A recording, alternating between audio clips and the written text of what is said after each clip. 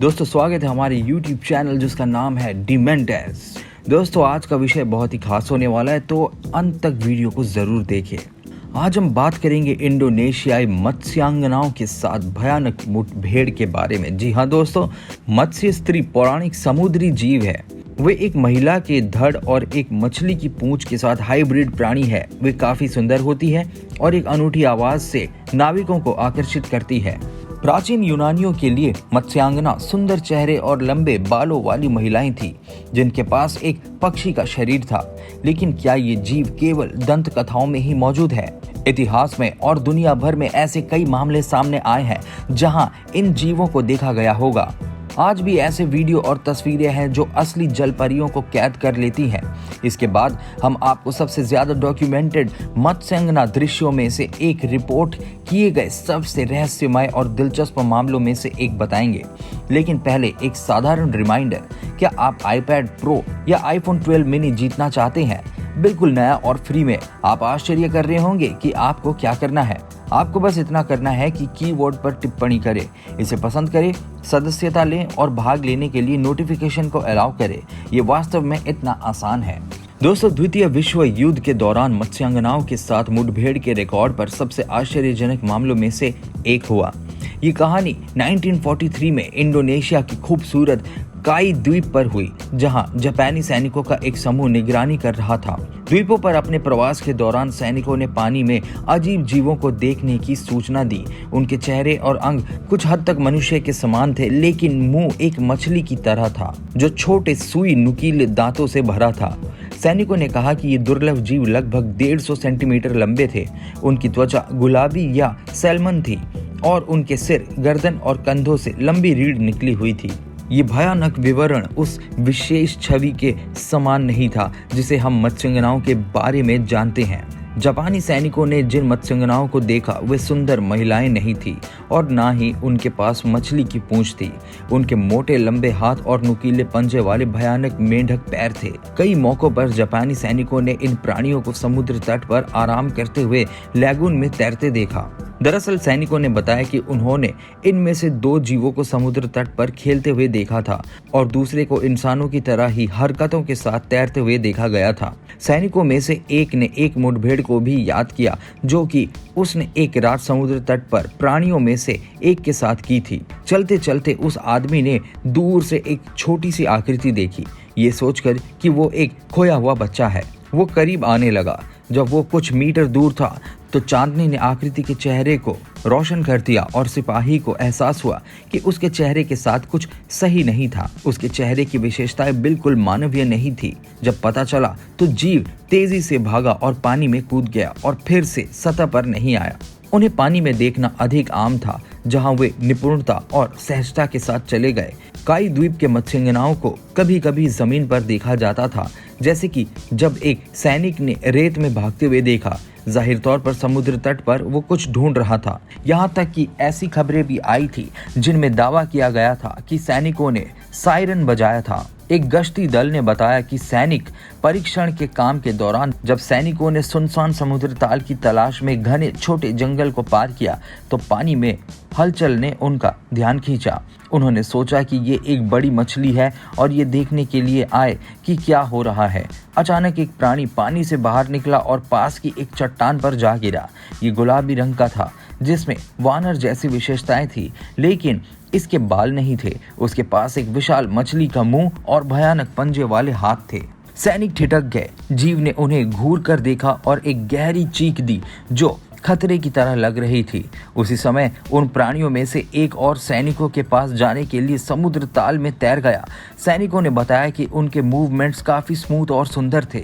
ये जीव जिस गति से उनके पास आ रहा था वो हैरान करने वाला था और सैनिक इसके शक्तिशाली पंजों से अपनी नजरें नहीं हटा पा रहे थे। जैसे ही जीव पानी से उनके पास पहुंचा, चट्टान पर मौजूद जीव लगातार गुर्राता रहा और धमकी भरी आवाजें निकालता रहा। इन सब से डरकर जवानों ने फायरिंग शुरू कर दी। गोलियों की वजह से पानी में छींटे पड़े। सैनिक भी चट्टान पर फायरिंग कर रहे थे। सब कुछ भ्रम था। जब सैनिकों ने फायरिंग बंद कर दी तो उन्होंने महसूस किया कि दोनों जीव गायब हो गए हैं और वे वहीं जंगल के बीच में रह गए। भ्रमित और सोच रहे थे कि आखिर वे जीव क्या थे जिनका उन्होंने अभी सामना किया था। एक अन्य अवसर पर सैनिकों में से एक गर्मी से थक गया था, इसलिए उसने पानी में ठंडा होने का फैसला किया।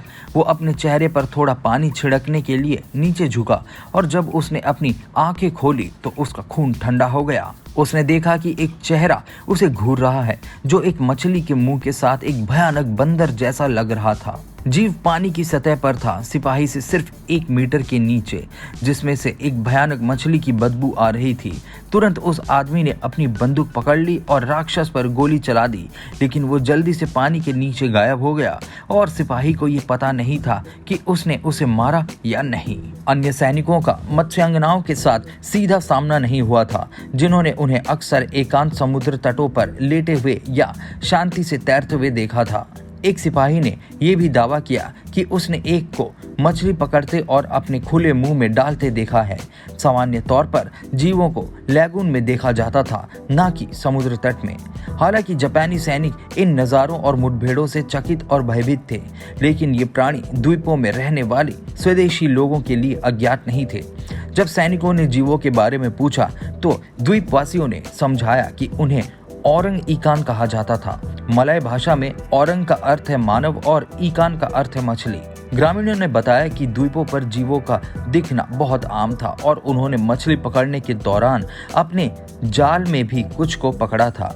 जीव आमतौर पर दूर रहते थे, लेकिन उनके क्षेत्र में वे उग्र और भयंकर हो जाते और करीब जाने पर हमला भी कर सकते थे।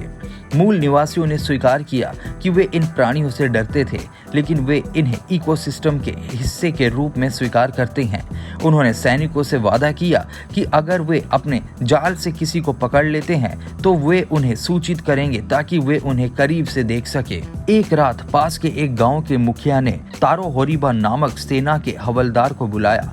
जब वो घटनास्थल पर पहुंचे तो उन्हें बताया गया कि उस सुबह मछुआरों के एक समूह को समुद्र तट पर एक मृत औरंग ईकान मिला है और उनके पास एक झोपड़ी में शव था ताकि वो उसे देख सके। थोड़े संदेह के साथ हवलदार कैबिन में गया जहां ग्रामीणों का एक समूह इकट्ठा हुआ था। वे चिंतित और डरे हुए लग रहे थे। हवलदार को आश्चर्य हुआ कि क्या वो वास्तव में देखना चाहता है कि उस झोपड़ी में क्या है, क्योंकि ये कुछ ऐसा था जो ग्रामीणों को इतना दहशत दे रहा था। हालांकि वहां बुद्धि संपन्न लोगों ने उन्हें आश्वस्त किया कि कैबिन में जो कुछ भी है उसका लॉजिकल एक्सप्लेनेशन होगा। होरीबा ने ग्राम प्रधान की कुटिया के फर्श पर जो कुछ पाया उससे वो स्तब्ध रह गया। सार्जेंट होरीबा ने फर्श पर बेजान पड़े अजीब जीव को 160 सेंटीमीटर लंबा बताया। उसके कंधे तक लंबे बाल थे और भूरे से लाल रंग थे जो कम घने और असमान थे। प्राणी की गर्दन के साथ साथ रीढ़ भी थी। मत्स्यांगना का चेहरा काफी बदसूरत था, जिसमें मानवीय और वानर जैसी विशेषताएं थी। नाक छोटी थी, माथा चौड़ा था और कान छोटे थे। बिना होठों के साथ मुंह मछली की तरह चौड़ा था और छोटे तेज सुई जैसे दांतों से भरा हुआ था, जो शिकार को पकड़ने और उस पर मजबूत पकड़ बनाने के लिए आदर्श थे। प्राणी के हाथ और पैर की उंगलियां लंबी और जालदार थी, जो पारदर्शी पंजे में समाप्त होती थी। होरीबा ने यह भी कहा कि मत्स्यांगना के शरीर से किसी प्रकार की समुद्री काई चिपक गई थी, जिस कारण वे हरे रंग की दिखाई दे रही थी। औरंग ईकान की बदबू भयानक, सड़ी हुई मछली और भ्रूण के मांस के मिश्रण की तरह थी। सार्जेंट तारो होरीबा ने इन प्राणियों को कई बार देखा था, हालांकि हमेशा दूर से और संदेह करते हुए कि वे मत्स्यांगना या राक्षस थे, जैसा कि उनके सैनिकों ने उनका वर्णन किया था। लेकिन इस बार उसके पास इनमें से एक प्राणी इतना करीब था कि वो जीव की प्रकृति को समझ या समझा नहीं सकता था। उस द्वीप पर रहने वाली कोई भी जीवित चीज नहीं थी जो उस अजीब ह्यूमनॉइड की तरह दिखती थी जिसे वो देख रहा था। इससे वो बुरी तरह परेशान हो गया। जब वो जापान लौटा तो हवलदार ने कुछ जूलॉजिस्ट की तलाश की और उन्हें अपने अनुभवों के बारे में बताया और उनसे इस घटना की जांच के लिए काई द्वीप जाने की भीख मांगी, लेकिन किसी ने इसे गंभीरता से नहीं लिया। तथ्य ये है कि उन्होंने कथित मत्स्यांगनाओं की तस्वीरें नहीं ली।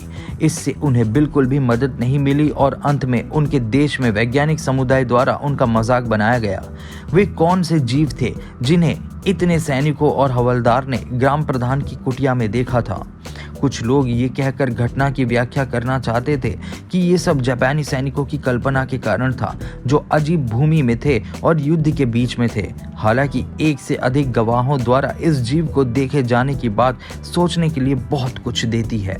दोस्तों, औरंग ईकान एक जिज्ञासु रहस्य है जो आज तक अनसुलझा है, चाहे वो मत्स्यांगना हो या पूरी तरह से कुछ और। द्वीपों पर वास्तव में कुछ अजीब हो रहा था और शायद हम कभी नहीं जान पाएंगे कि वो क्या था। इंडोनेशियाई मत्स्यांगनाओं की कहानी के बारे में आपने क्या सोचा?